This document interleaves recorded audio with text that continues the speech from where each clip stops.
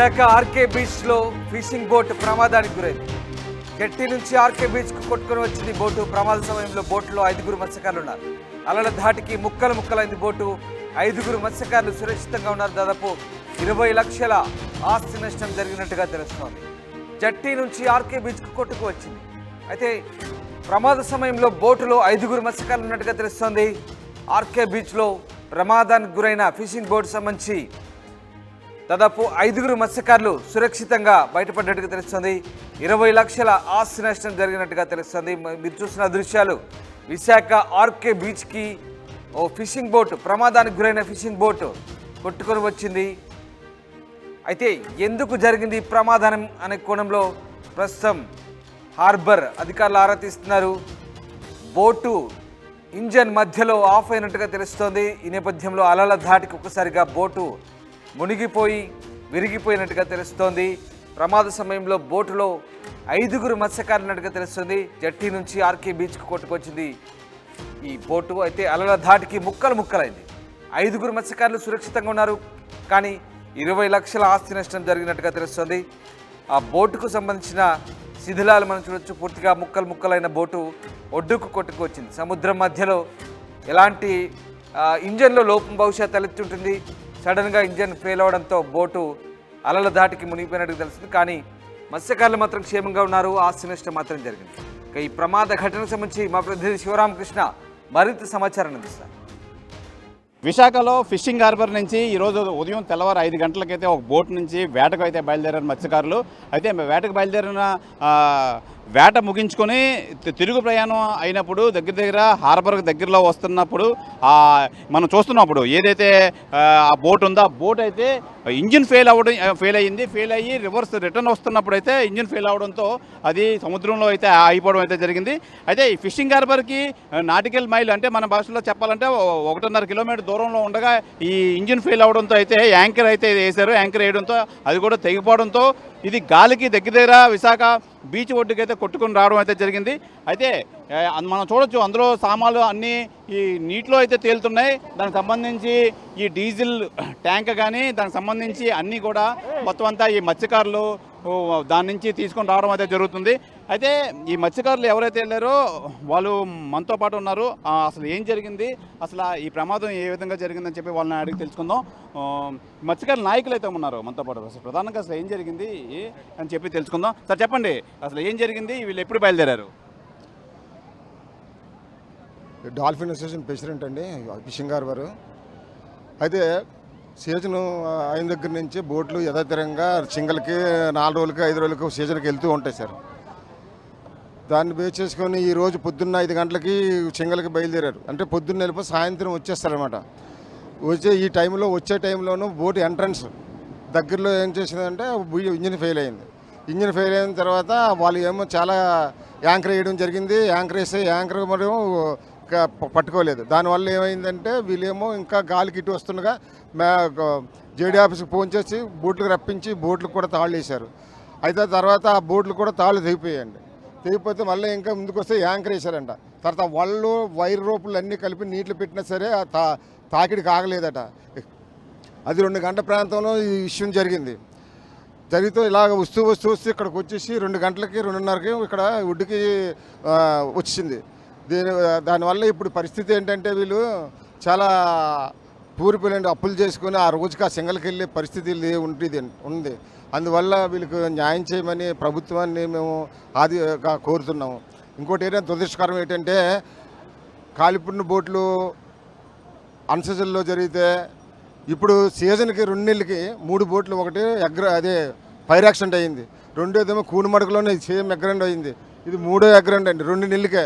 ఇది దురదృష్టకరం ఏంటంటే ఫిషింగ్ మత్స్యకారులకి చాలా ఇబ్బందిగా కనిపిస్తుంది. ఈ సంవత్సరం ఏంటో మరి అర్థం కావట్లేదు. దీన్ని బట్టి చూస్తుంటే ఇంకా ఏది చూడబోతామనే పరిస్థితి భయం వేస్తుంది. దీనివల్ల వీళ్ళకి ఎలాగైనా సరే ప్రభుత్వం వీళ్ళు ఆదుకొని కొద్దిగా ముందుగా ఏదైనా సహకరిస్తే వాళ్ళు ముందుకెళ్ళి ఏదైనా ఉపాధి కల్పించుకుని జీవనోపాధి తల్లి పిల్లలందరూ అంతా ఇక్కడే ఉన్నారండి. ఆ తల్లి వాళ్ళు చాలా రోడ్డు ఎక్కే పరిస్థితి, ఇంకా దీని తర్వాత వీళ్ళకి ఆదాయం లేదు, ఇంకా ఏమీ లేదు కూడా. వెనకాది అనేది కుర్రోడు కష్టపడితేనే మొత్తం ఫ్యామిలీ మొత్తం అంతా జీవనోపాధి వెళ్ళి గడుస్తుంది. అందువల్ల వీళ్ళకి న్యాయం చేయమని ప్రభుత్వాన్ని కోరుతున్నాం. అయితే ఈ ప్రమాదంలో మత్స్యకారులు ఎవరైతే ఈ బోట్లో వెళ్ళారో ఏంటి అసలు ప్రమాదం ఎలా జరిగింది, అసలు ఏం జరిగింది అని చెప్పి రాజు, ఏం పేరు మీ పేరు? రాజు. ఈ మత్స్యకారులు వీళ్ళే ఆ బోట్లో అయితే ఉన్నారు. ఏం జరిగిందని చెప్పి అడిగి తెలుసుకునే ప్రయత్నం అయితే చేద్దాం. రాజు, ఏం జరిగింది అసలు? మీరు ఎన్ని గంటలకు బయలుదేరారు, ఎంతమంది వెళ్ళారు? మార్నింగ్ 5 గంటలకు 5 వెళ్ళాము. 5 వెళ్తే వెళ్ళాము, వేట బాగుంది, అంత బాగుంది, వచ్చేస్తున్నాం. వచ్చేస్తుంటే 2 గంటన్నర 2 ఆ టైం అవుతుంది. తిరిగి ప్రయాణంలో 1 మైల్ దూరం ఉంటుంది హార్బర్కి. అయితే ఏంటంటే సడన్గా ఇంజిన్ ఆగింది. ఇంజిన్ ఆగిన తర్వాత మనం ఏం చేసామంటే మరి టెన్షన్ పడి కిందకి దిగి చూసేటప్పటికి పంప్ బ్లేడ్లని కొట్టేసామన్నమాట. కొట్టేస్తే వెంటనే యాంకర్ వేయించేసాను. యాంకర్ మళ్ళీ వెళ్ళి కిందకి నేను చేసుకుంటున్నాను. ఈలోపు పని చేస్తున్నాను, ఏంటంటే యాంకర్ ద్వారా తెగిపోయింది. తెగిపోతే వెంటనే ఫిషింగ్ హార్బర్కి చెప్తే ఏం చేశారు, 2 బోట్లు పంపించారు. అది 2 బోట్లు పంపించిన తర్వాత 2 బోట్లు తాళ్ళు వేసినా సరే గాలి ఎక్కువ ఉంది ఈరోజు, కొద్దిగా ఎక్కువ. అది దాన్ని బట్టి 2 బోట్ల తాళ్ళు తెగిపోయేవి. అప్పటికి ఏంటంటే సగానికి దగ్గరికి వచ్చింది, రాళ్ళు దగ్గరికి. ఆల్రెడీ రాళ్ళే కనిపిస్తున్నాయి మాకు. అయితే ఇంక అప్పుడు నేనేం చేశాను, ఇంకా మనకి వేరే దారి లేక బల్లలు వల అన్నీ కలిపి నీళ్ళు దించేసాను. అంటే దాన్ని బట్టి ఆగుతుందని, అయినా ఆగలేదు. అప్పుడు లాస్ట్ ఫైనల్ 2 బోట్లు కళాశాలని 3 పంపించాను. మరి మొత్తం 5 ముగ్గురిని ఎక్కించి మనోడు నేను ఉన్నాం. అది మనోడికి వచ్చిమన్నారంటే మనోడిని వెళ్ళిపోమన్నాను. వెళ్ళిపోమంటే లేదు వస్తానంటే మరి నేను నా పోటే నేను వస్తాను, ఎందుకంటే అది పోతే నాకు బతుకు తీరలేదు, ఇంకా కష్టమైన వస్తుంది, దాంతో ఉంటాను అలా పోతాను అనుకో నేను ఉండిపోయాను. మనోడైతే నీకు తోడు ఉంటాను ఉన్నాడు అనమాట. ఫైనలీ సాయంకాలం 5 అంత అవుతుంది ఆ టైంకి ఇక్కడ ఇంక ఇది ఇలా జరిగింది. ప్రజెంట్ అయితే మేము దాని మీద బతుకుతున్నాం, ఇంకా మాకు వేరే తెలియదు కూడా. దానిపై గంగ మీద బతుకుతున్నాం, గంగ మీద పోవాలి. రోజుకి ఉంటే పర్లేదు, లేకపోతే అప్పులు చేసి తెచ్చి చేసుకోవాల్సి వస్తుంది. ఈరోజు ఏమేమి సరే నా పరిస్థితి అలా ఉంది. ఈ వేటకి వెళ్ళారు కదా, వేటకు సంబంధించి ఆ చేపలు అవన్నీ ఏం చేశారు? ఆల్రెడీ నీటిలో కొట్టుకొచ్చేవి. వీళ్ళందరూ చాలామంది ఏరుకున్నారు కూడా, నష్టమే.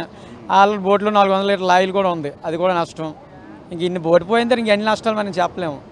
అంటే ఆ గాలికి మొత్తం ఓవరాల్గా బోటు తెరవబడిపోయి ఇలా ఒడ్డుకు చేరుకుందంటారు, ఏమంటారు? అంతే, గాలి వల్ల ఒడ్డుకు వచ్చేయడం వల్ల ఈ రాయి ఉంది, రాయి మీద నిలబెట్టడం వల్ల మొత్తం కరెక్టాలు కొట్టడం వల్ల మొత్తం అయిపోయింది. బోట్లో ఉన్నారు కదా, అసలు ఏం జరిగింది?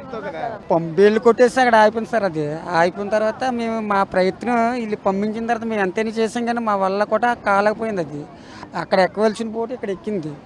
లాస్ట్కి బల్లలు కూడా వేసాం, బల్లలు వేసినా కూడా ఏదో ట్రై చేసాం, కానీ అలా కూడా అవ్వలేదు. లాస్ట్కి మరి ఇంకా తెగిపోయాయి అనమాట. తెగిపోతే లాస్ట్కి బోటు ఇక్కడికి వచ్చింది. అమ్మా చెప్పమ్మా, ఏం చెప్తావు? నాకు ఇప్పుడు బాబుకి అమ్మను, అలా అమ్మను నేను. మా అబ్బాయి మా కష్టపడుకుంటే తిన్నట్టుగా నాకు తిన్నట్టుగా ఆయిల్ వేసి పంపితే అలాగా రోజుకి ఇలా గడిపితే చాలా మంది కాడ అప్పులు కాడ చేసే ఉన్నాను. ఆ అప్పులు కాడ ఉన్నాయంటే అటు తెస్తే మేము తిన్నట్టుగా. ఇదో ఈ పిల్ల భర్త చచ్చిపోయాడు, ఈ పిల్లని ఇంకో వాళ్ళ ఆవిడ పిల్లలు, వాళ్ళ ఆడపిల్లలు, వాళ్ళ ఆవిడ లేదు, 4 పిల్లలు. ఈవిడిని మేము మా కుటుంబాల్లో పోషిస్తున్నాడు ఆడే. అది మా ఆడి తెస్తే తిన్నట్టు నాకు తిన్నట్టు అలా ఉంది మా పరిస్థితి. ఇప్పుడు అప్పులందరూ మొన్న అయితే ఇంటి దాకా వచ్చి ఇల్లు ఎక్కిపోయినారు, మాకు తీర్చాలా. ఈ బోర్డు చూస్తే ఈ టైంలో ఇలాగా మేము ఎలా చదవాలో ఎలా బతకాలో తెలియనట్టు పరిస్థితిలో ఉన్నాయి. అది చెప్పండి, మీరు ప్రభుత్వాన్ని ఏం అభ్యర్థిస్తారు, మీకు ఎలా న్యాయం కావాలి? మాకు ప్రభుత్వమే న్యాయమే చెయ్యాలి. మరి న్యాయం చేయమని చెప్తున్నాం కదా బాబు. అదే ఎంత పెట్టాము, మరి ప్రభుత్వం ఏం చేస్తారో ఆలోచన అండి. మరి అది అప్పులు అవి మాత్రం పెట్టాము, అప్పులు చేసేసి పెట్టాను. 5 సంవత్సరాలు అవుతుంది ఆ బోటు కొని ఒక్కరోజు పేనాను సుఖం లేదు. ఆ బోటుకి వల్లే బతుకుతున్నాము, తెచ్చింది ఆటికే ఎట్టివాడు. ఆయన ఈరోజు ఇలా జరిగింది అనుకోకుండా తెల్లారా 4-5 గంటలకు వెళ్ళారు. నేను జట్టికి వచ్చాను, జట్టి నుంచి జట్టికి రాబోసారు బోటు ఆగిపోయిందని అన్నారు. బోట్ని పంపించాను, 2 బోట్లు. ఆ 2 బోట్లు పంపించినా సరే ఆ బోట్ల వల్ల ఆయింది కాదు. వాళ్ళిద్దరే 2 ముగ్గురు కళాశాల పంపిస్తే 2 బాబు ఇంకొక రోడ్డు వచ్చి బోటు మీద వచ్చారు. అది న్యాయం ప్రభుత్వం ఏం చెప్తారు మరి అదే న్యాయం మాకు ఇంకా. చెప్పండి, ఏం చెప్తారు మీరు, ఏం చెప్తారు? చాలా అప్పులు చేసి పెట్టామండి ఆ బోటుకి, దగ్గర 20 లక్షల దగ్గరే పెట్టాము. అంటే ఎప్పుడూ లాసే, ఆ పెట్టుబడి పెడుతూనే ఉన్నాం. ఇప్పుడు ఈ రోజు అది మునిగిపోయిందంటే ఇప్పుడు అప్పులలో అందరూ వచ్చి ఇంటి మీద ఎక్కుతారు. ఇప్పుడు మేము పిల్లలతో మేము చచ్చిపోవాలి కానీ ఇంకో దారి లేదు. పిల్లలతో మేము అందరం చచ్చిపోవాలి, అప్పులు తీర్చడానికి మాకు వేరే దారి లేదు ఆ బోటు తప్ప. ఇప్పుడు ప్రభుత్వం ఏదైనా మాకు నష్టపరిహారం ఇస్తే మేము అప్పులు తీర్చుకుంటాం. మా బ్రదర్ అది మాకు ఏదో విధంగా ప్రభుత్వం చూసి మాకు ఏదో విధంగా నష్టపరిహారం చేస్తే మేము అప్పులే తీర్చుకొని పిల్లలతో బతకం, లేకపోతే మా ఫ్యామిలీ మొత్తం ఆత్మహత్య చేసుకోవడంతో వేరే దారి లేదు. ఎందుకంటే బతకడం అంటే ఏ పని చేసుకొని పోతే అప్పులు తీర్చలేం కదా. రోజుకి 1000 తెచ్చుకుని తినడానికి వస్తుంది కానీ లక్షల అప్పులు తీర్చడానికి అది సరిపోదు కదా. రోజుకి ఎంతో బోటు మీద రోజుకి 30,000 40,000 వస్తేనే బోటు అప్పులు తీరుస్తాము. రోజుకి 1000-500 తెచ్చుకుంటే తినడానికి వస్తుంది కానీ లక్షల అప్పులు తీర్చడానికి అవ్వదు కదా. జీవితాంతం కష్టపడినా 20 లక్షల అప్పు ఎప్పుడు తీరుస్తాం మేము? అది ప్రభుత్వం ఏదో మాకు ఏదో సాయం చేస్తే మేము 8 లక్షల అప్పులు మేము తీర్చగలం, లేకపోతే మాకు ఇంక వేరే దారి లేదు. అది మేము ఫ్యామిలీ మొత్తం చిన్న పిల్లలు ఉన్నారు మా ఇంట్లో, 10 సంవత్సరాలు 8 సంవత్సరాల పిల్లలు ఉన్నారు. ఒకటి కష్టం మీద మేము అందరం బతుకుతున్నాం. ఇప్పుడు ఈ రోజు ఆ బోట్ అనేది బతుకుతారు, అది లేకపోతే మా ఫ్యామిలీ మొత్తం చచ్చిపోవడం తప్ప వేరే దారి. ప్రభుత్వం ఏదో న్యాయం చేస్తే ఈ అప్పులన్నీ తీర్చుకొని ఏదో దారి చూపిస్తే బతుకుతాం. అది రాజు చెప్పు, అసలు ఎంత నష్టం, నువ్వు ఎంత పెట్టుబడి పెట్టుకొని వెళ్ళావో అసలు ఏం చెప్తావు నువ్వు? మనకి బోట్లోనే 500 లీటర్ల ఆయిల్ ఉందండి. 500 లీటర్ల ఆయిల్ మనం డైలీ సింగిల్గా తిరుగుతాం, సింగిల్గా వెళ్ళేసి వస్తాం చేస్తాం. ఎందుకంటే మనం కంటిన్యూగా ఒకసారి కొట్టించుకుంటాం అనమాట ఆయిల్. అది మళ్ళీ అప్లోడ్ కొట్టించుకోకుండా ఆ ఆయిల్ పోయింది. మన బోటు అంచనా బట్టి మీకు తెలియదు ఏముంది, బోటు ఎంత ఉంది మన సార్కి తెలుసు. అది ఇప్పుడు ఆ లాస్కి అయితే నేను ప్రభుత్వాన్ని అభివృద్ధించేది ఒకటే, మాకు ఏదైనా న్యాయం చేస్తే కొద్దిగా మళ్ళీ నేను తిరగలను అంతే. ఇప్పుడు ఆ బోట్ ఎందుకని పనిచేస్తుందా? ఎంత ఓవరాల్గా ఎంత నష్టం వాటిల్లేదు నీకు? బోట్ మరి మినిమం 20 లక్షలు ఉంటుందండి. అదండి ఆయిల్. మరి ఇప్పుడు ఈరోజు పోయిన సరుకు ఈరోజు అనకూడదు, ఒక 30,000 రూపాయలు సరుకు పోయింది సింగల్కి. వాళ్ళు ఫైనల్గా ఏం చెప్తాను, నీకు ఎలాంటి న్యాయం కావాలి? నాకు ఏమైనా సరే గవర్నమెంట్ ఏ న్యాయం చేసినా సరే నేను ఒప్పుకుంటాను. ఏదైనా సరే న్యాయం చేసినట్టు చూడమని కోరుకుంటున్నాను, అన్యాయంగా వదిలేయకుండా. అంతే మనిషి ఇప్పుడు గంగ మీద బతికిన గంగ అప్పైనా సరే లాభం అయితే దాని మీద బతకాలి, తప్పదు. ఇప్పుడు ఈరోజు ఆస్తి ఉంది కాబట్టి దాని మీద బతికి, ఈరోజు ఆస్తి లేకపోతే ఇంకా ఏం చేసేది దిక్కులేదు. అది నాకు ఇది ప్రధానంగా ఏదేదైందో ఈ బోట్ యాక్సిడెంట్ అయితే ఈ దురదృష్టకరం. నిజంగా మేము దాని మీద బతుకుతున్నాం. ఈ విధంగా జరగడం అనేది నిజంగా మా దురదృష్టం. దీనివల్ల దగ్గర సుమారు 20 నుంచి 25 లక్షల ఆస్తి అయితే మాకు వాటిల్లింది, ఆ ఆస్తి నష్టం అయితే వాటిల్లింది. అయితే దీన్ని ప్రభుత్వం వెంటనే తక్షణమే చర్యలు తీసుకోవాలి, మాకేదో దారి చూపించాలి, లేదంటే మాకు వేరే దారి లేదని చెప్పి ఈ బాధితులు అయితే తెలియజేస్తున్నారు. మనం చూడొచ్చు ఇప్పుడు ఆ బోటు ప్రధానంగా అది లోపల నుంచి ఇంజిన్ ఫెయిల్ అవడంతో ఇది రావడం అయితే జరిగింది. ఒడ్డుకి ఒక రాయి అయితే ఉందో ఆ రాయి మధ్యన ఇరుక్కుపోయి ఆ బోట్ అలా ఉండిపోయింది. దగ్గర అది 20 నుంచి 25 లక్షలు అయితే ఉంది. అందులో సరుకు ఉంది, డీజిల్ ఉంది. దాని సమస్యతో మొత్తం 5గురు అయితే ఉన్నాం. 5గురు మొత్తం మా ప్రాణాలు గుప్పట్లో పెట్టుకుని అయితే ఒడ్డుకు చేరడం అయితే జరిగింది. ఏదైనా ప్రభుత్వం మా మీద దారి చూపించి దీనికి ఏమైనా మాకు దీని నష్టం వాటిల్లిన దానికి ఈ రీఎంబర్స్మెంట్ అయితే చేయాలి. ఏదేమైనా మమ్మల్ని ప్రభుత్వమే ఆదుకోవాలని చెప్పి మత్స్యకారులు అయితే తెలియజేస్తున్నారు. ఇది ఇక్కడ పరిస్థితి. కెమెరామెన్ అజయ్తో Sivaramakrishna, RTV, Visakha RK beach వద్ద నుంచి.